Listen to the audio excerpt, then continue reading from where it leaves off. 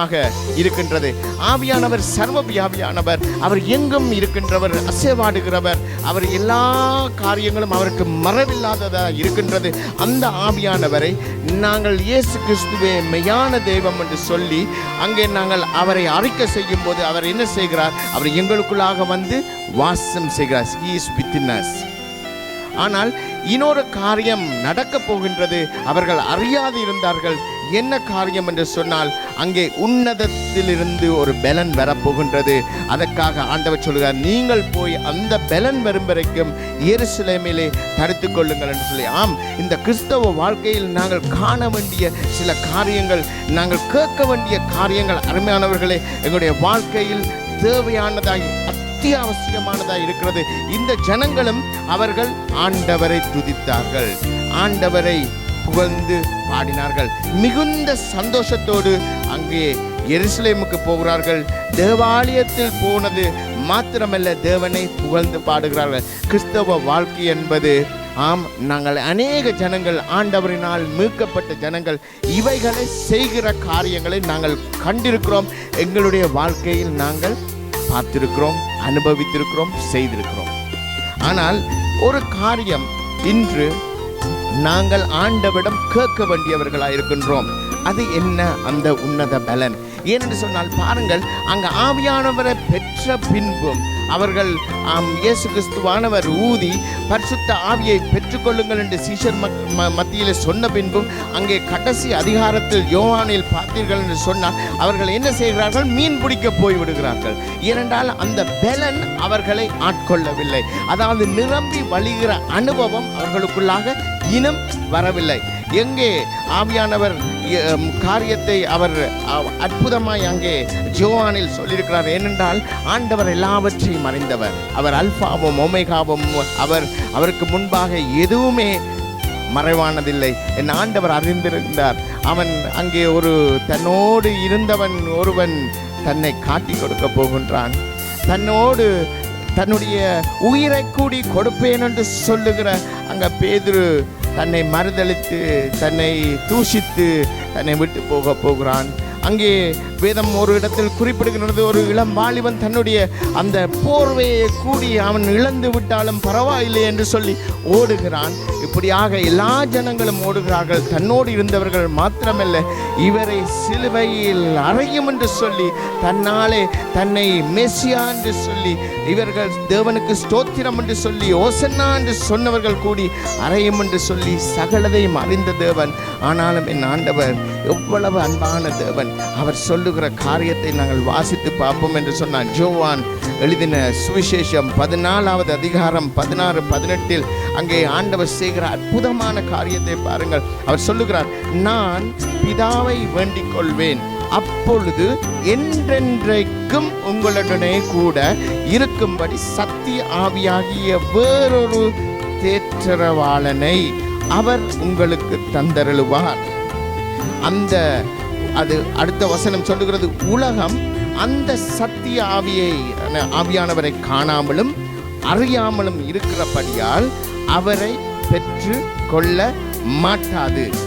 அவர் உங்களுடனே வாசம் பண்ணி உங்களுக்குள்ளே இருப்பதால் நீங்கள் அவரை அறிவீர்கள். நான் உங்களை திக்கற்றவர்களாய் விடேன், உங்களிடத்தில் வருவேன். எவ்வளவு அற்புதமான தேவன். இந்த ஜனங்கள் தன்னை புறம்பே தள்ள போகிறார்கள். இந்த ஜனம் தன்னை காட்டிக் கொடுக்க போகிறார். சிநேகிதனே என்று சொல்லி முத்தமிட்டு யூதாஸ் இஸ்காரியோத்து காட்டிக் கொடுக்க போகிறான். அங்கே பேதுரு தன்னை மறுதலித்து போகிறான். இவர்கள் மத்தியில் ஆண்டவர் சொல்லுகிற காரியம், உங்களை திக்கற்றவர்களாய் விட மாட்டேன் என்று சொல்லி. எவ்வளவு அற்புதமான ஆண்டவர். எங்களுடைய பலவீனத்தை அறிந்த ஆண்டவர், எங்களை புறம்பே தள்ளாத ஆண்டவர். அந்த ஆண்டவர் எங்களை பலப்படுத்தி அவருடைய சித்தத்தின்படி அவருடைய மையத்தில் நாங்கள் வாழத்தக்கதாய் அந்த ஆண்டவர் செய்கிற காரியம் என்னவென்று சொன்னார். அவர் சொல்கிறார், உங்களை திக்கற்றவர்களாய் நான் விடமாட்டேன், நான் உங்களிடத்தில் வருவேன் என்று சொல்லி.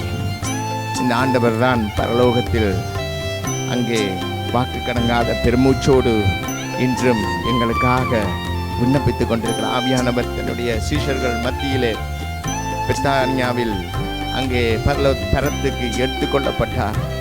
ஆனாலும் அவர்கள் சந்தோஷத்தோடு போனார்கள்.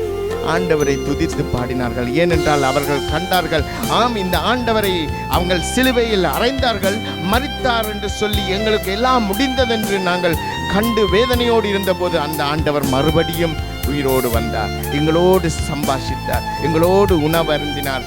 ஆனாலும் அந்த ஆண்டவர், போகின்றேன் என்று சொல்லுகிற ஆண்டவர், மறுபடியும் வருவேன் என்று சொன்ன அந்த வார்த்தையின் நிமித்தம் அவர் தேவன் என்று, அதாவது மரணத்தையே ஜெயித்த தேவன் என்று, இந்த சரித்திரமோ எதுவுமே இதுவரைக்கும் காணாத காரியத்தை என் தேவன் செய்தார் என்று அவர்கள் தேவனை புகழ்ந்து பாடி அவர்கள் விடுதலையோடு சந்தோஷத்தோடு போகிறார்கள். அங்கே எருசலேமுக்கு போய் அவர்கள் என்ன செய்கிறார்கள் என்று சொன்னால், அங்கே செய்த காரியம், அவர்கள் எல்லோரும் கூடி ஜெபித்தார்கள், ஆண்டவரை நோக்கி பார்த்தார்கள். அங்கு ஒரு மன ஆவி இருந்தது. அவர்கள் ஒரு உன்னதத்தின் பலத்தை அவர்கள் எதிர்பார்த்து கொண்டிருந்தார்கள். இன்று அருமையானவர்களை, நாங்கள் சபையாய், நாங்கள் குடும்பமாய், நாங்கள் நண்பர்களாய், நாங்கள் எத்தனை பேர் அந்த உன்னத வல்லமை எங்களுக்குள்ளாக இறங்கி வரவும், ஆம், நாங்கள் துதித்து பாடலாம், நாங்கள் ஆண்டவரை புகழலாம், ஆண்டவரை பற்றி நாங்கள் அறிந்து சர்வீஸ் சண்டேக்கு போகலாம். ஆனால் அந்த உன்னத பலன் எங்களுக்குள்ளாக இறங்கி வந்து அது வழிகிற அனுபவத்தை நாங்கள் இன்று இந்த நாளில் நாங்கள் வாஞ்சிக்க வேண்டியவர்களாய், சபையானது தேடி ஆண்டவரை நோக்கி, அங்கே மானானது நீரோடையே வாஞ்சிக்கிறது என்று சொல்லி சங்கீதக்காரன் எழுதியிருக்கார். அது போல தாகமுள்ளவர் மேல் தண்ணீரை ஊற்றுகிற அந்த பரமதேவனுடைய வல்லமை அவர் சொல்லுகிறார். அப்பத்தை கேட்கும் போது, இந்த உலக தகப்பனிடம் அப்பத்தை கேட்கும் போது, அவன் கல்லை கொடுக்காது இருக்கும்போது, மீனை கேட்கும் போது, அவன் பாம்பை கொடுக்காது இருக்கும்போது, அவர் ஆவியானவரை நீங்கள் கேட்கும் போது தர எவ்வளவு உண்மை உள்ளவராயிருக்கிறார் என்று சொல்லி வேதம் சொல்லுகிறது. இந்நாளிலும் அந்த ஆவியானவரை பற்றி ஆண்டவர் ஏசாயா மூலமாய் 30வது அதிகாரம் சொல்லுகிறது. 21வது வசனத்தில், நீங்கள் வலது புறமாய் சாயும் போதும் இடது புறமாய் சாயும் போதும் வழி இதுவே, இதிலே நடவுங்கள் என்று உங்களுக்கு பின்னால் சொல்லும் வார்த்தையை உங்கள் காதுகள் கேட்கும். எத்தனை பேர் நாங்கள் அனுபவித்திருக்கிறோம் எங்களுடைய வாழ்க்கையில்.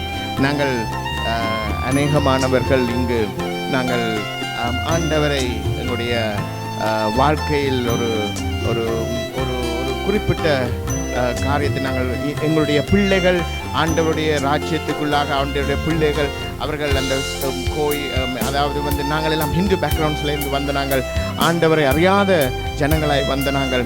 ஆனாலும் இடையில் ஆண்டவரை அறிந்த போது அந்த உணர்வு எங்களுக்குள்ளே, வேதத்தை வாசிக்கும் போது, வேதத்தை அறியும் போது எங்களுக்கு சொன்ன காரியங்கள், இந்த காரியத்தை செய்யாதே, இதை நீ செய், இதை இப்படி செய் என்று சொல்லி, நாங்கள் அருமையானவர்களே, எத்தனை பேர் நீங்கள் அதை அனுபவிச்சிருக்கிறீர்களோ தெரியவில்லை.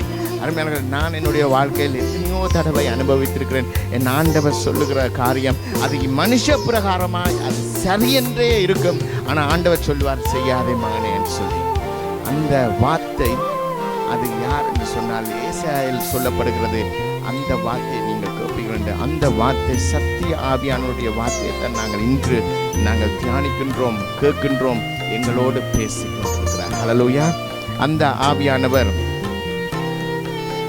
இந்த உலகத்திலே கடைசியாக அவர் வேதனைப்பட போகின்றார், காட்டிக் கொடுக்க போகின்றார். அந்த வேளையில் அவர் சொல்லுகிற காரியம், திக்கற்றவர்களாய் விட மாட்டேன், உங்களிடத்தில் வருவேன் என்று சொல்லி.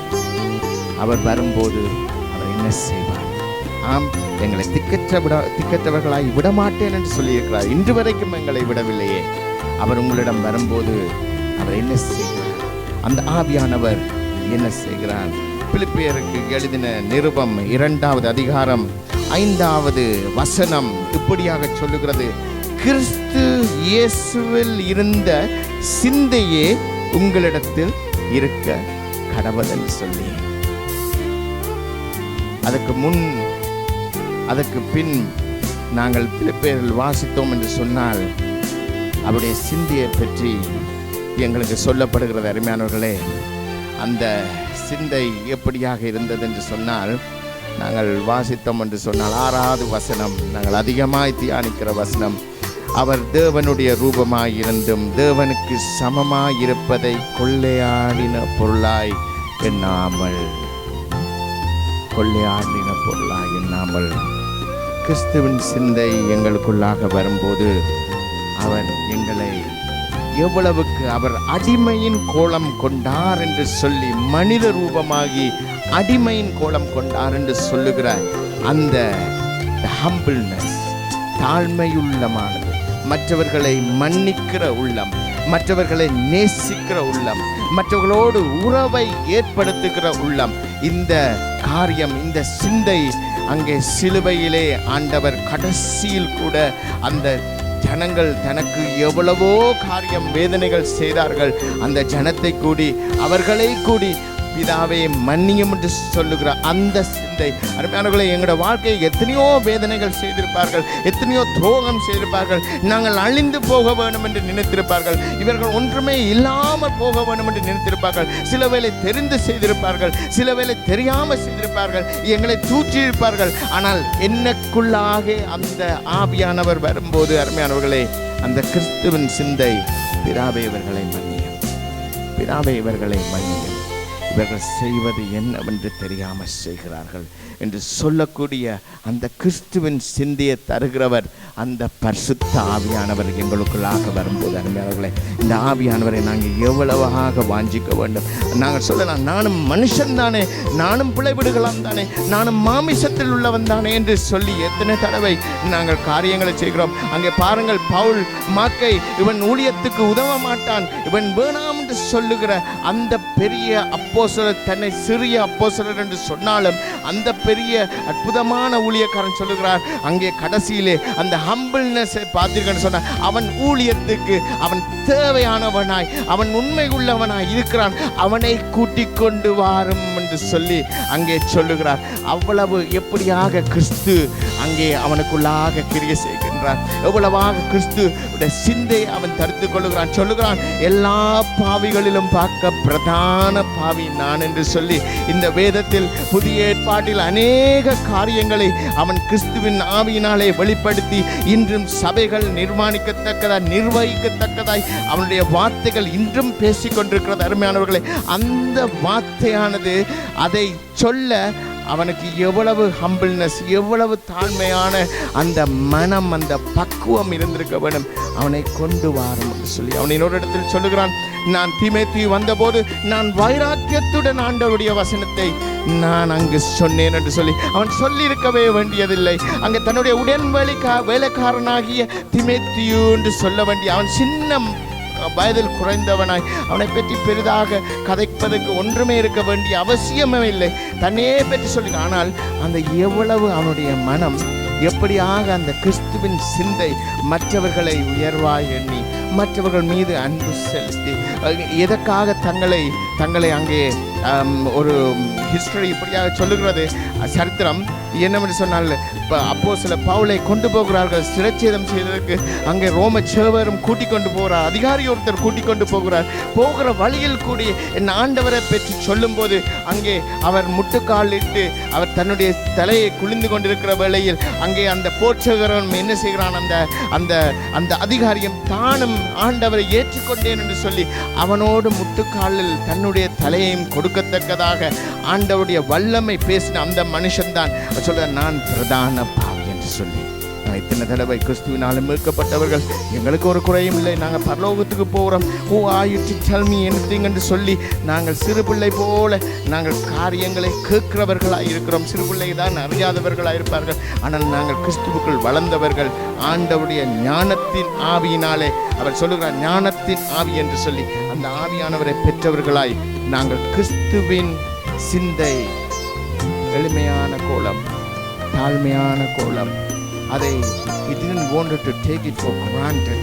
அவர் எனக்கு இது எனக்கு சொந்தம், இது என்னுடையதென்று சொல்லாதபடி தாழ்மையின் கோலம் கொண்டு அடிமையின் ரூபம் கொண்ட அந்த ராஜாதிராஜனுடைய சிந்தை எங்களுக்குள்ள அருமையானவர்களை கடந்து வரட்டும். அந்த ஆவியானவர் எங்களுக்குள்ள வருவார் என்று சொன்னார். அவர் செய்கிற காரியம் மன்னிப்பு, மறந்து அவர்கள் செய்கிற காரியங்கள் அறியாது இருக்கிறார்கள். ஆண்டவரை இந்த மன்னிக்கிற இந்த உள்ளத்தை ஆண்டவர் அந்த சிந்தையை எங்களுக்குள்ளாக ஊற்றிட்டு, அது மாத்திரமல்ல, அந்த ஆண்டவர் செய்கிற காரியம் ஒவ்வொன்றாய் பார்த்தீர்கள் சொன்னார். அந்த ஆண்டவர் இன்றும் எங்களை நேசித்து புறம்பே தள்ளாமல் அந்த கல்வனுக்கு கொடுத்த அந்த மீட்பு எங்களுக்கும் கொடுத்து கொண்டிருக்கிறார். அருமையானவர்களே, அந்த சிந்தை எங்களுக்குள்ளாக கடந்து வரட்டும். அந்த ஆவியானவர் மறுபடியும் எங்களுக்குள்ளாக கிரியை செய்யும் போது அடுத்த காரியம் எங்களுக்குள்ளாக என்ன செய்கிறார் என்று சொன்னார்.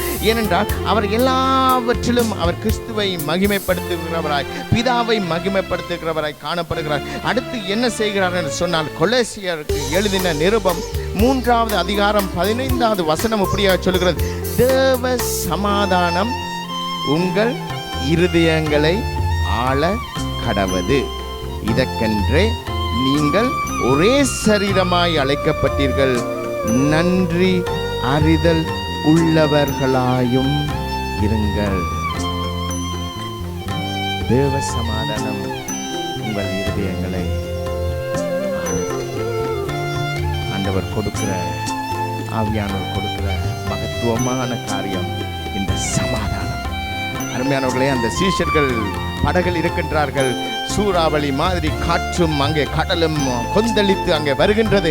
என் ஆண்டவர் செய்கிற காரியம் அங்கே என்ன செய்கிறார்? அவர் நல்லா படுத்து நித்திர கொள்கிறார். அவர்கள் பார்க்கிறார்கள், என்ன ஆண்டவர் எழும்புவாரா? போட் இப்படியாக படகு ஆடிக்கொண்டிருக்குது, என்ன செய்ய போறோம் என்று சொல்லுகிற வேளையிலும் அவர்கள் பார்த்தார்கள், ஆண்டவர் எழும்பவில்லை. ஏன் என்று சொன்னால் அவர் எல்லாவற்றையும் அறிந்திருந்தார். ஏன் என்று சொன்னால் தன்னுடைய ஜீவன், தன்னுடைய ஆத்துமா, தன்னுடைய ஆவி எல்லாம் பிதாவின் கரத்தில் இருக்கின்றது. அந்த பிதா தனக்கு விருப்பமானதை அவர் நிறைவேற்றுகிறார் என்பதை அவர் அறிந்திருந்தபடியினால் அந்த ஆண்டவர் அங்கே உறங்குவதை காணக்கூடியதற்கு இந்த பிள்ளைகள், அவருடைய சீஷர்கள் போய், ஆண்டவரை நாங்கள் மரித்து போகிறோம், எழும்ப மாட்டீரோ என்று சொல்லி எழுப்புகிறதை வேதம் எங்களுக்கு காட்டுகிறது. அருமையானவர்களை, எங்களுடைய வாழ்க்கையில் நாங்கள் எத்தனை தடவை இந்த வாழ்க்கை என்கிற படகில் நாங்கள் போகும்போது எத்தனை சூறாவளிகளை காண்கிறோம், எத்தனை காற்றை காண்கிறோம். அருமையானவர்களை, நாங்கள் போகிற வழியில் எத்தனை தடவை ஆண்டவரை என்று எழுப்பி இருக்கிறோம், ஆண்டவரை உலுக்கி இருக்கிறோம். ஆண்டவர் போயிட்டாரோ, நாம் படகை விட்டு பாய்ந்து மற்ற படகுக்கு போகலாமோ என்று கூட நாங்கள் சிந்தித்திருக்கிறோம். அருமையானவர்களே, ஆனால் ஆவியானவர் உங்களுக்குள்ள வரும்போது அவர் கொடுக்கிற காரியம் சமாதானம். அந்த சமாதானம் உலகம் கொடுக்க முடியாத சமாதானம், எங்களுடைய புத்திக்கு எட்டாத சமாதானம் என்று சொல்லி பிலிப்பையில் அந்த அடி வாங்கி அந்த சாகத்தக்கதாய் விடப்பட்டு அங்கே பிரிசனில் அந்த எலிகள் எல்லாம் ஓடி அந்த பூச்சிகள் எல்லாம் தெரிகிற இடத்துல வயதான வேளையில் அங்கே நொறுக்கப்பட்டு உடைக்கப்பட்டு கூணப்பட்டு அங்கே அவனை கண்டவுடன் அவன் பெர்மிஷன் எடுத்து அப்போஸ்தலர் பவுல் போன அப்போ சவுலானவன் போன போது எல்லாரும் நடுங்கினார்கள். அவனை பார்த்து பயந்து ஓடுகிற அந்த மனுஷன் அங்கே சிறையில் இருந்த போது அவன் சொல்லுகிறார், ஆண்டவர் கொடுக்குற சமாதானம் எங்களோட புத்திக்கு எட்டாத சமாதானம், புத்திக்கு எட்டாத சமாதானம். அந்த சமாதானம் வரும்போது அவர் சொல்லுகிறார், சந்தோஷமாயிருங்கள், சந்தோஷமாயிருங்கள். அருமையானவர்களை, யோசித்து பாருங்கள், யோசித்து பாருங்கள் ஒரு விஷயம். என் ஆண்டவர் சகலதையும் அறிந்தவராய், சகலதையும் நன்மைக்கு எதுவாய் செய்கிறவராய் இருப்பார் என்று சொன்னால் அவர் கொடுக்கிற சமாதானம் உலகத்தில் கொடுக்காத சமாதானமாய் கொடுக்க முடியாத சமாதானமாய் இருக்கிறபடினால் எங்களுடைய வாழ்க்கையில அருமையானவர்களே, தேவையில்லாத பிளட் ப்ரெஷர் வராது, தேவையில்லாத ஸ்ட்ரெஸ் வராது, தேவையில்லாத ஏக்கம் வராது, தேவையில்லாத எங்களோட நாடி அங்கே ஒரு முழம் கூறுற அளவுக்கு வராது, மற்றவர்களோட கதைக்க முடியாது, எல்லாம் முடிந்து போயிட்டுன்னு சொல்லி ஒரு மூலையில் போய் சோகப்பாட்டு கேட்க வேண்டிய அளவுக்கு என் ஆண்டவர் விட மாட்டார். ஏன்னு சொன்னார், என் கர்த்தர் சகலதையும் பார்த்து கொள்வார், அவர் எனக்கு நன்மையானதை செய்வார். அவர் கொடுத்த சமாதானம் என் இருதயத்தை ஆளுகை செய்கின்றது. அந்த ஆவியானவர் எங்களுக்குள்ளே இருப்பார் என்று சொன்னால் அது நிரம்பி வழிகிற அனுபவமாக இருக்குது என்றால் அங்கே தலையே போகிற மாதிரி பிரச்சனை இருக்கும். ஆனால் அங்கே ஆண்டவர் எப்படியாக படகில் அங்கே உறங்கி கொண்டிருந்தாரோ அதுபோல நீங்களும் நானும் அவருடைய பிள்ளைகளாக இருப்போம் என்று சொன்னால், அவருடைய பரிசுத்த ஆவியினால நிரம்பி இருப்போம் என்று சொன்னால், அந்த ஆவியானவருடைய சமாதானத்தை நாங்கள் தடுத்து கொண்டிருப்போம் என்று சொன்னால், எங்களை பார்ப்பவர்கள் சொல்வார்கள், இவர் உன்னதமானவருடைய பிள்ளைகள் என்று சொல்லி. ஏன்னு சொன்னால், எது நடந்தாலும் அந்த சமாதானம், அந்த சந்தோஷம், அந்த நிறைவு, அது இட் இஸ் அ கண்டேஜியஸ். அது என்ன செய்யும்? மற்றவர்களை பார்க்கும், மற்றவர்களை போய் பார்த்த உடனே அது சொல்லுவார், எனக்கும் இந்த சந்தோஷத்தில் கொஞ்சத்தை தாருங்கள் என்று சொல்லும்போது நாங்கள் சொல்லக்கூடும், ஆம், இது உன்னதமானவருடைய சந்தோஷம், அது அவருடைய சமாதானம் என்று சொல்லக்கூடும். எங்களுடைய வாழ்க்கையை நாங்கள் சீர்தூக்கி பார்க்க வேண்டும் அருமையானவர்களே. அந்த சீர்தூக்கி பார்க்கக்கூடிய, அதை நடத்தக்கூடிய, அதை தாங்கக்கூடிய கிருபை அந்த ஆவியானவர் எங்களுக்கு தந்து கொண்டிருக்கிறார். அந்த வல்லமுள்ள ஆவியானவர் என்னுடைய இருதயத்தை ஆண்டு கொண்டு சமாதானத்தை கொடுக்க அவர் உண்மையுள்ளவராக இருக்கிறார். அடுத்த காரியம், ஆவியானவர் எங்களுக்குள்ளாக வரும்போது அவர் என்ன செய்கிறார் என்று சொன்னால், கிறிஸ்துவின் சகல ஞானத்தோடும் வாசம் செய்கிறதுக்கு இப்படியாக வசனம் சொல்லுகிறது. 16வது வசனம் கொலோசியர் 3:16 இப்படியாக சொல்லுகிறது, கிறிஸ்துவின் வசனம் உங்களுக்குள்ளே சகல ஞானத்தோடும் பரிபூரணமாயும் வாசமாயிருக்க என்று சொல்லி அங்கே சங்கீதங்களினாலும் கீர்த்தனைகளாலும் ஞான பாட்டுகளினாலும் ஒருவருக்கொருவர் போதித்து புத்தி சொல்லி கொண்டு உங்கள் இருதயத்தில் கர்த்தரை பக்தியுடன் பாடி என்று சொல்லி அங்கே நிருபத்தில் பவுலடிகளார் எழுதுகிறார். கிறிஸ்துவின் வசனம் உங்களுக்குள்ளே சகல ஞானத்தோடும் என்று சொல்லி யோவான் எழுதின சுவிசேஷம் 14வது அதிகாரம், மறுபடியும் அந்த 14வது அதிகாரம் 26வது வசனத்தை நாங்கள் வாசித்தோம் என்று சொன்னால் அங்கே ஆவியானவரை பற்றி சொல்லுகிறார் இப்படியாக, என் நாமத்தினாலே பிதா அனுப்ப போகிற பரிசுத்த ஆவியாகிய தேற்றரவாளன் எல்லாவற்றையும் உங்களுக்கு போதித்து நான் உங்களுக்கு சொன்ன எல்லாவற்றையும் உங்களுக்கு நினைப்பூட்டுவார். பரிசுத்த ஆவியானவர் உங்களுக்குள்ளாக வரும்போது என்ன செய்கிறார்? இயேசு கிறிஸ்துவனுடைய வார்த்தையை, அவருடைய வார்த்தை நேற்றும் இன்றும் என்றும் மாறாத தேவன், அந்த வல்லமையுள்ள தேவனுடைய வார்த்தையை அவர் ஞாபகப்படுத்துவார். நான் உன்னோடு இருக்கிற மகனே, நான் உன்னோடு இருக்கிற மகளே, நீ திகையாதே, நீ கலங்காதே, நான் உனக்கு சொன்ன காரியத்தை செய்யும் வரைக்கும் நான் உன்னை விட்டு விலக மாட்டேன். தண்ணீர் புரண்டு வரலாம், அக்குனிக்குள்ளாக நீ நடக்கலாம், ஆனால் அது உன்னை மேலே புரளுவதும் இல்லை, நீ வேகாதும் இருப்பாய். ஏனென்றால் சாத்ராக் மேஷாக் ஆபேத்நேகோவுடைய தேவன் எங்களோடு இருக்கிறேன் அவர் சொல்லிக்கொண்டே இருப்பார். ஆம், நாங்கள் நடக்கிற வாழ்க்கை இந்த உலகத்தில் உபத்திரவம் உண்டு என்று சொல்லியிருக்கிறார். நாங்கள் நடக்கக்கூடும், ஆனால் அதை ஜெயிக்கக்கூடிய கர்த்தர் எங்களோடு இருந்து ஆவியானவருடைய வசனம், அவர் தேவனுடைய வசனம், கர்த்தருடைய வசனத்தை சொல்லி சொல்லி சொல்லி எங்களை மறுபடியும் மறுபடியும் பலப்படுத்தி நாங்கள் வீழ்ந்து போகாமல் அவர் எங்களை தோளில் சுமக்கிற தேவனாக இருக்கிறார். அந்த ஆவியானவர் அவர் என்ன செய்கிறார்? சகல ஞானத்தோடும், கிறிஸ்துவின் சகல ஞானத்தோடும் எங்களுக்குள்ளாக வாசம் செய்வார். எத்தனை தடவை எங்களுக்கு ஆண்டவர் முக்கியமான வேளையில், என்ன செய்வதென்று தெரியாத வேளையில், நான் ஒரு விஷயம் இன்றும் நல்ல ஞாபகம் இருக்கின்றது. இலங்கைக்கு கடந்து போகிறேன்.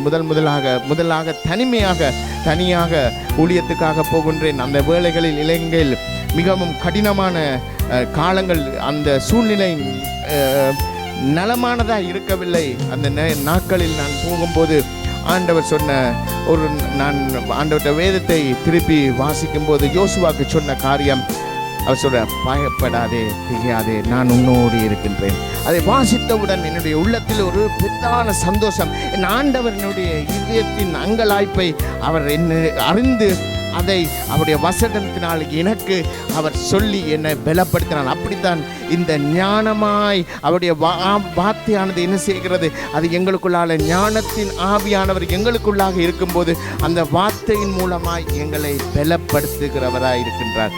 உலக அரசியல்வாதிகள் இந்த உலகத்தின் டிக்ஷனரியில் எல்லாவற்றையும் புரட்டி பார்க்கலாம், அவர்களுடைய சத்தத்தை கேட்கலாம் அருமையானவர்களை.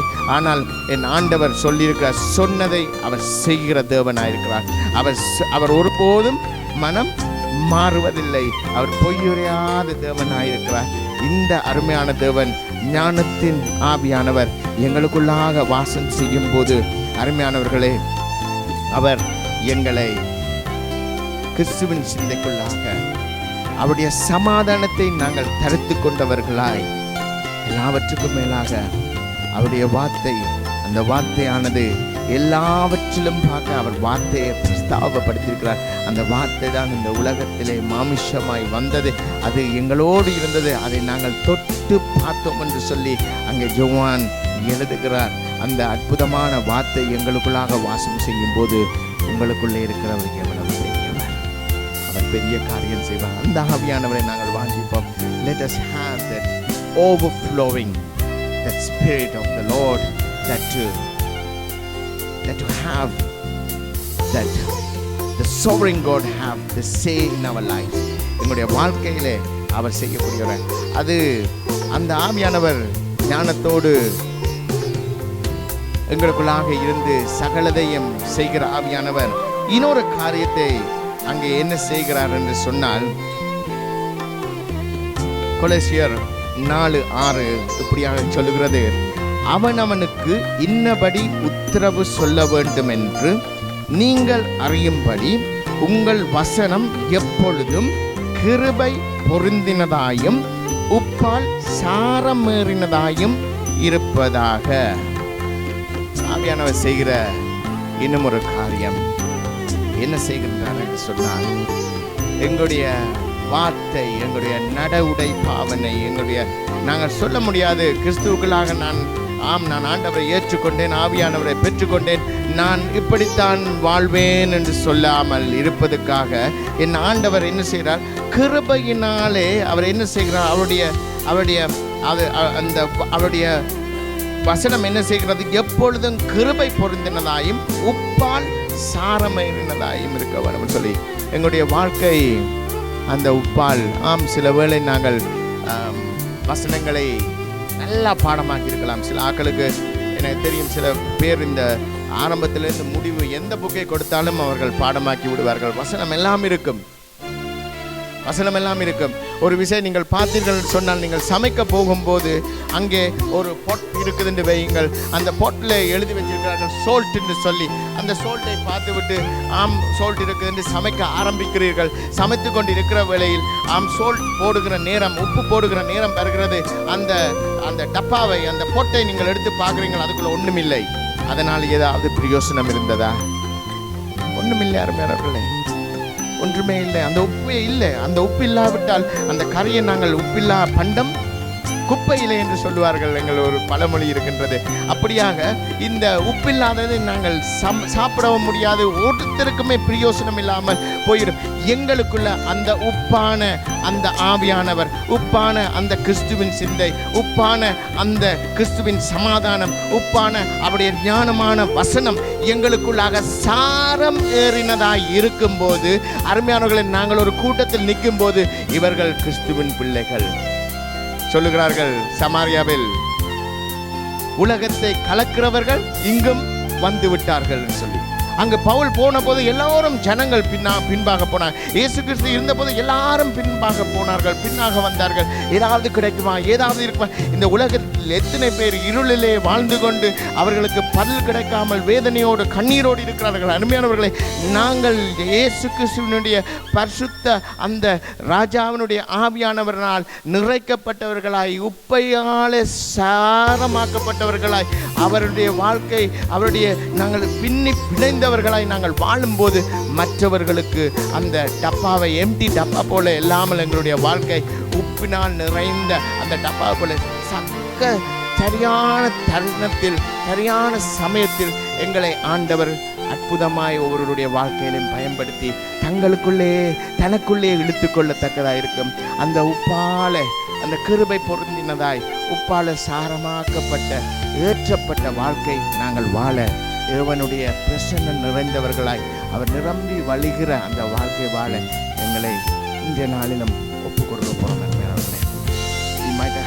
நான் அதிகமாய் ஆரம்பத்தில் சொன்னது போல, நாங்கள் சந்தோஷமாக இருக்கலாம், ஆண்டவரை அறிந்திருக்கலாம், தேவன் மீண்டும் வரப்போகிறார் என்று சொல்லி அவரை நாங்கள் துதிக்கலாம். ஏனென்றால் அவர் மரணத்தை வென்ற தேவன் என்று அறிக்கை செய்யலாம், எங்கள் பாவத்தை மன்னித்தவர் என்று அறிக்கை செய்யலாம்.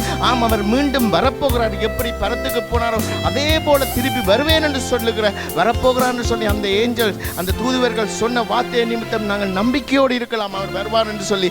அந்த கல்வனுக்கு கொடுத்த அந்த பரலோக வாழ்க்கை போல எங்களுக்கு இருக்கலாம் அருமையானவர்களே. ஆனால் உன்னதத்தின் பலம் எங்களுக்குள்ளாக வரும்போது கிறிஸ்துவானவர் சொல்லுகிறார், நான் செய்வதிலும் பார்க்க நீங்கள் அதிகமாய் செய்வீர்கள். அந்த வாழ்க்கை எங்களுக்கு ஆண்டவர் செய்கின்றார்.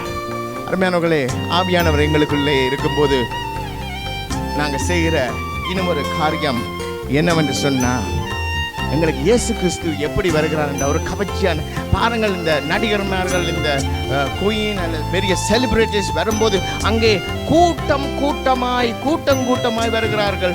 ஜனங்கள் அவர்களை எப்படியாவது பார்க்க வேண்டும், ஒரு ஒரு ஒரு நோட்டாவது எடுக்க வேண்டும் என்று சொல்லி அங்கே ஓடி வருகிறார்கள். அருமையானவர்களே, ஆம், வேதம் சொல்லுகிறது இப்படியாக 12:1 ஆகையால் மேகம் போன்ற இத்தனை திரளான சாட்சிகள் நம்மை சூழ்ந்து கொண்டிருக்க பாரமான யாவற்றையும் நம்மை சுற்றி நெருங்கி நிற்கிற பாவத்தையும் தள்ளிவிட்டு விசுவாசத்தை துவக்கிறவரும் முடிக்கிறவருமாயிருக்க இயேசுவை நோக்கி நாம் நியமித்த ஓட்டத்தில் பொறுமையோடு ஓடக்கணும்.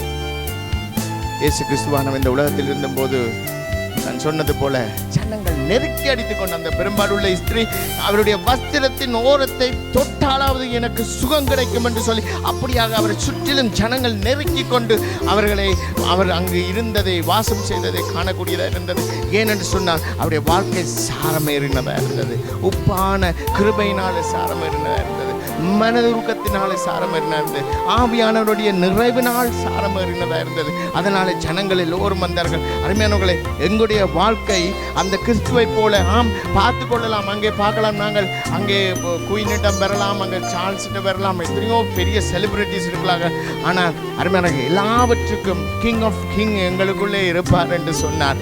எல்லா ஜனங்களும் எங்களிடம் வருவார்கள் அல்லவா? ஒரு நோயோடு வருகிறோம், நோய் இல்லாமல் போவார். கேன்சரோடு வருகிறோம், கேன்சர் இல்லாமல் போவார். குடும்பத்தில் பிரச்சனையோடு வருகிறோம், பிரச்சனை இல்லாமல் போவார். அவனுடைய கடன்கள், துன்பங்கள் எல்லாம் மாற்றப்படும். ஏனென்றால் வானத்தின் பலகணிகளை திறக்கக்கூடிய அதிகாரம் அவர் எங்களுக்கு கொடுத்திருக்கிறார். அவர்களை அந்த வல்லமையுள்ள ஆவியானவர் எங்களுக்குள்ளாக கிரியை செய்யும் போது the people will run to you and you will run to Christ. இந்த வாழ்க்கை வாழ ஆவியானவர் எங்களை இன்றைய நாளிலும் பலப்படுத்துவார். அவர்களை அந்த இத்தனை காரியங்கள் எல்லாம் சூழ்ந்து இருக்கும் போது ஆவியானவர் என்ன செய்கிறார்? எங்களை வழி நடத்தி கொண்டு போகிறார். அநேகமான டைமில் நாங்கள் போயிட்டு கூகுளை பார்த்து இதுக்கு என்ன செய்யலாம், அங்கே யகுவை பார்க்கலாம், அல்லது எங்களுக்கு ஒரு ஃபோனை போடலாம், இல்லை வாட்ஸ்அப் குரூப்பில் பார்க்கலாம், இல்லை வாட்ஸ்அப்பில் மெசேஜை போட்டு அப்பா இதுக்கு என்ன செய்யலாம் என்று சொல்லுகிற வேளையில் எங்களுடைய காதுகள் கேட்க பேசுகிற தேவன் எங்களோடு இருக்கின்றார்.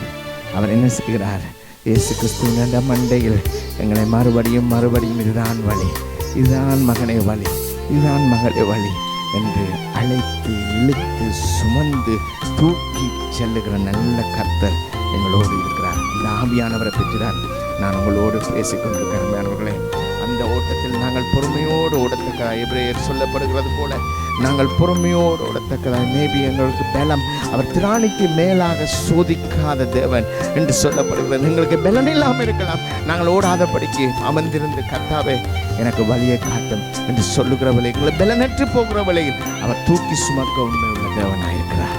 அந்த தேவனை பெற்றுதான் இந்த நாளிலும் எங்களுடைய வாழ்க்கை கர்த்தரை நோக்கி, இயேசு கிறிஸ்துவை நோக்கி நாங்கள் ஓடும்போது அப்போஸ்தலர் பவுல் சொல்லுகிறார், நாங்கள் இயேசு கிறிஸ்துவை நாங்கள் பின்பற்றி வாழ்கிறது போல நீங்கள் எங்களை பின்பற்றி வாருங்கள்னு சொல்லி அவர் ஒரு சேலஞ்ச் எங்களுக்கு கொடுத்திருக்கிறார். அருமையானவர்களே, எங்களுடைய வாழ்க்கை அப்படியாக இருக்கட்டும். அந்த ஆண்டவர் இந்த நாளிலும் எங்களோடு பேசிக்கொண்டிருக்கிற அற்புதமான தேவன். அந்த ஆண்டவர் எங்களுக்கு சொன்ன காரியம் ஒன்று, நீங்கள் என்னது சீஷனாக இருக்க வேண்டும் என்று சொன்னார். அவன் தன்னுடைய சிலுவை தூக்கி கொண்டு வரட்டும் என்று சொல்லி, அந்த சிலுவை தான் இன்றும் நாங்கள் அப்பா பிதாவை என்று சொல்லத்தக்கதான அந்த புத்திர சுவிகாரத்தின் ஈவை பெற்றுக்கொள்ள எங்களுக்கு முன்பாக இருந்த திரையை மேலிருந்து கீழாக அங்கே பிளக்கத்தக்கதாய் அவருடைய கிருபாசனத்தை, அவருடைய அரியாசனத்துக்குள்ளாக, அவருடைய சிங்காசனத்துக்குள்ளாக நாங்கள் அவருடைய கிருபையினாலே நாங்கள் தைரியத்தோடு போகத்தக்கதாய் உருவாக்கின அந்த சிலுவை அவர் பாளையத்துக்கு பாளையத்துக்கு புறம்பே அங்கே என்ன செய்கிறார்கள்? கொல்கதாவில் கொண்டு போய் அறைந்தார்கள். எபிரேயர் 13:13 சொல்லுகிறது, ஆகையால் நாம் அவருடைய நிந்தையை சுமந்து பாளையத்துக்கு புறம்பே அவரிடத்துக்கு புறப்பட்டு கடவோம் என்று சொல்லி, இந்த உலக வாழ்க்கை உங்களை எத்தனையோ விதமாக கவர்ந்து இழுக்கலாம். நல்ல நாம் வசதி தாரேன், நல்ல உனக்கு உயர்வு தாரேன், உனக்கு எல்லா காரியத்தையும் தருகிறேன் என்று சொல்லி அங்கே சாத்தானானவன் ஆண்டவரை கண்டபோது அவர் அங்கே 40 நாட்கள் இருந்து வந்தபோது அவன் கேட்கிற காரியம் எல்லாமே இந்த உலக காரியம். அவர் சொல்லுகிற இந்த இந்த இந்த அப்பத்தை, இந்த கல்லை அப்பமா மாற்றுவியா? அல்லது அங்கே அங்கே அவருடைய அந்த கோபுரத்தில் போயிருந்து நீ விழுவாயா? அல்லது இந்த உலக ராஜ்யம் எல்லாவற்றையும் நான் உங்களுக்கு தருவேன் என்று சொல்லி அவர் கேட்கும்போது ஆண்டவர் எல்லாவற்றையும் அவருடைய வார்த்தையினாலே சொல்லி தேவனை மாத்திரம் பணிவதை தவிர அங்கு வேறு ஒன்றும் இல்லை என்று சொல்லி என் ஆண்டவர் மகிமைப்படுத்தின அந்த கர்த்தர் இந்த நாட்களிலும் அருமையானவர்களை, நாங்கள் உலகத்துக்குள்ள உலகமாய் வாழாதபடிக்கு அவருடைய நிந்தை, அவருடைய சிலுவை, அவருடைய அந்த அந்த மகிமையான சிலுவையினால பெற்றுக்கொண்ட அந்த ரட்சிப்பை நாங்கள் சுமந்து கொண்டு பாளையத்துக்கு புறம்பே என்று சொல்லும்போது அங்கே குஷ்டரோகிகள், அங்கே கள்வர்கள், அங்கே ஒதுக்கப்பட்டவர்கள், ஆண்டவர் அங்கே சமூகத்துக்கு வரக்கூடாத ஜனங்கள் என்று புறம்பே தள்ளப்பட்ட ஜனங்களிடம் போய் அவருடைய நிந்தையாகிய அந்த மகத்துவமான அந்த அற்புதமான ஈவு, அந்த கிருபையை, அதாவது அந்த ரட்சிப்பை நாங்கள் சொல்லத்தக்கதாய் நாங்கள் பாளையத்துக்குள்ளாக புறம்பே நாங்கள் போகத்தக்கதாய், உலகத்துக்குள்ளாக வாழாதபடி, உலகத்தின் இச்சைக்குள்ளாக, உலகத்தின் பிடிக்குள்ளாக வாழாதபடி நாங்கள் புறம்பாக்கப்பட்டவர்களாய் இருக்கிறபடினால் எங்களை ஆண்டவர் அங்கே அழைத்து செல்லுகிறவர்களாய், நாங்கள் நடந்து செல்லுகிறவராய் இந்த ஆவியானவர் எங்களை பலப்படுத்துகிறார். நிந்தைகள், வேதனைகள் எல்லாவற்றையும் என் ஆண்டவர் அனுபவித்தபடினால் இரத்தம் சிந்ததற்கு கூடாத அந்த அளவுக்கு இல்லாத பாவத்தையோ வேதனையோ நாங்கள் அனுபவிக்கவில்லையே, அந்த தேவன் எங்களுக்காக அனுபவித்தார் அல்லவா? அந்த ஆண்டவர் இந்த நாளிலும் எங்களோடு பேசுகிற ஆவியானவர், நாங்கள் அவர் எங்களுக்குள்ளாக கிரியை செய்யும் போது நாங்கள் போய் சொல்லுவோம், அந்த பாளையத்திலே அங்கே அந்த எதிரிகள் வந்து சூழ்ந்து கொண்டு இவர்களுக்கு உணவில்லாமல் எல்லாம் மறித்து போவோம் என்ற வேளையில் அங்கே என்ன செய்கிறார்கள்? அந்த குஷ்டரோகிகள் அங்கே போய் பார்க்கிறார்கள். எல்லாரும் எதிரிகள் எல்லாம் அங்கே மடிந்து விட்டார்கள். அங்கே ஒருத்தரும் இல்லை. அங்கே யோசபாத் அங்கே அவன் ஆண்டவரை நோக்கி விண்ணப்பினா. அவருடைய விண்ணப்பத்தை கேட்ட ஆண்டவர் எதிரிகள் அவர்களுக்குள்ளாக அங்கே யுத்தம் செய்து மறித்து விட்டார்கள். அந்த குஷ்டரோகிகள் போய் பார்க்கிறார்கள். நாங்கள் போவோம், அங்கே போய் எப்படியாவது பாப்பம், மறித்தாலும் பரவாயில்லை, வாழ்ந்தாலும் பரவாயில்லை, இனிமே எப்படி நாங்கள் இந்த இப்படி வாழ போறது, நாங்கள் போய் பார்ப்போம் என்று அங்கே போய் பார்க்கிறார்கள். அங்கே கொள்ளையாய் திரளாய் சாமங்கள் இருக்கின்றது. அவர்கள் பெற்றுக்கொண்டது மாத்திரமல்ல, அங்கே போய் சொல்லுகிறார்கள், இங்கே அநேக சாமங்கள் இருக்கின்றது, எல்லாரும் மடிந்து விட்டார்கள், நீங்கள் வாங்கள், அங்கே உணவு பதார்த்தங்கள், அங்கே காரியங்கள் எல்லாம் இருக்கிறது, எடுத்து கொண்டு போங்கள் என்று சொல்லி அங்கே அறிவிக்கிறதை காணக்கூடியதாக இருக்கிறது. அருமையானவர்களை, எங்களுடைய வாழ்க்கை ஆவியானவர் எங்களுக்குள்ளே உப்பாய் சாரமாய் அவருடைய கிருபை பொருந்த அவருடைய வசனம் எங்களுக்குள்ளே இருந்து நாங்கள் சாரமேறினவராய், அவரினால் சாரமேறினவராய் இருப்போம் என்று சொன்னால், அருமையானவர்களே, எங்களுடைய வாழ்க்கை எப்படியாக இருக்கும் என்று சொன்னால், அவருடைய நிந்தை, அதாவது அவருடைய சிலுவை, அந்த சிலுவையினால் நாங்கள் பெற்றுக்கொண்ட அந்த மகத்துவமான ரட்சிப்பை நாங்கள் சுமந்து கொண்டு எங்களுக்குள்ளே இருக்கிற அந்த கம்ஃபர்ட் சோனுக்களாக இருக்காதபடிக்கு நாங்கள் வெளியே போய் அங்கே ஆதரவற்று ஒன்றுமே இல்லாத ஜனங்களை நாங்கள் அப்பாவிடம் அவருடைய ராஜ்யத்துக்குள்ளாக, என் ராஜாவின் ராஜ்யத்துக்குள்ளாக அழைத்து கொண்டு வருகிற சாரம் ஏறினவர்களாய், உப்பாய் நாங்கள் அவருடைய ராஜ்யத்தில் பிள்ளைகளாக இருப்போம். என்பவர்களே, இந்த அற்புதமான ஆவியானவர் எங்களுக்குள்ளே கிரியை செய்யட்டும். யோவான் 14:23 இப்படியாக சொல்கிறது, இயேசு அவனுக்கு பிரதித்திரமாய், ஒருவன் என்னில் அன்பாக இருந்தால் என் வசனத்தை கைக்கொள்ளுவான், அவனில் பிதாய் அன்பாயிருப்பார், நாங்கள் அவனிடத்தில் வந்து அவனோடு வாசம் பண்ணுவேன் என்று சொல்லி வாக்குத்தத்தம் சொன்ன தேவன் அவருடைய வசனம் எங்களோடு என்று பேசியிருந்தார். ஆண்டவரே, maybe we might have know you, ஆண்டவரே, நாங்கள் accepted you that you are our Christ and Lord and Savior, and you are the one who is going to come, and you are the Messiah, and oh Father, we might have நாங்கள் அறிக்கை செய்திருக்கலாம். ஆனாலும் இந்த நாளிலும் நாங்கள் இருந்த வண்ணமாய் உடைய இருதயத்தில் நாங்கள் கைகளை வைத்து கொண்டு, ஆண்டவரே, என் ராஜாதி ராஜனே, அப்பா, நாங்கள் எப்படியோ வாழ்ந்து கொண்டிருக்கலாம், நாங்கள் எல்லாவற்றையும் பெற்றுக்கொண்டோம், முற்றிலும் தேறினவர்கள் என்று சொல்லக்கூடிய வாழ்க்கை வாழ்ந்து கொண்டிருக்கலாம் ஆண்டவரே. ஆனால் உமது வசனத்தின் நாள் கிருபை பொருந்தினவர்களாய், உப்பால் சாரம் ஏறினவர்களாய், உமது அபிஷேகம், அந்த பெந்திகோஸ்தே அபிஷேகத்தை பெற்று ஊற்று நிரம்பி வழிகிற அனுபவத்தினால் ஆண்டவரே ஐயா உமது சிந்தை, உமது சமாதானம், உமது வசனம் ஆண்டவரே ஐயா ஆண்டவரே எங்களோடு கிரியை செய்யத்தக்கதாய் ஆண்டவரே கிறிஸ்துவை நோக்கி கவர்ந்து ஓடுகிற வாழ்க்கை நாங்கள் வாழத்தக்கதாய் இந்த நாளிலும் நாங்கள் உங்களை பார்த்து எங்களை ஒப்பு கொடுக்கிறோம். ஆண்டவரே எங்களை நிரப்பும், எங்களை நிரம்பி வழிகிற ஆவியானவருடைய அனுபவத்தை ஆண்டவரே. அந்த ஏழை தாய் ஆண்டவரே அந்த துளைத்த காசை எடுத்தவுடன் அவள் எல்லோருக்கும் சொல்லுகிறாள். அப்படியாக ஆண்டவரே உமது வசனம் அது ஒரு புதையலை போன்றது ஆண்டவரே. இந்த வசனத்தின் ரகசியங்களை எங்களுக்கு சொல்லி தந்த ஆண்டவரே அதை மற்றவர்களுக்கும் சொல்லத்தக்கதாய் இயேசு மெய்யான தேவன். அவர் இந்த உலகம் கொடுக்க முடியாத சமாதானத்தை எங்களுக்கு சந்தோஷத்தை தந்திருக்கிறார் என்று சொல்லத்தக்கதான அந்த கிருபையை எங்களுக்கு தந்தருளும். உமது சித்தத்தின்படி நாங்கள் வாழ எங்களுக்கு உதவி செய்யும்.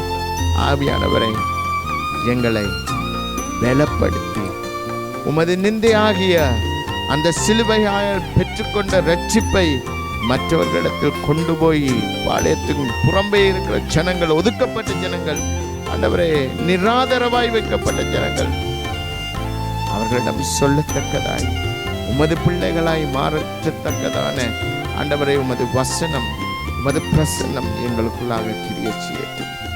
இயேசுவின் நாமத்தில் ஜெபிக்கிறேன் பிதாவே. ஆமென், ஆமென், ஆமென்.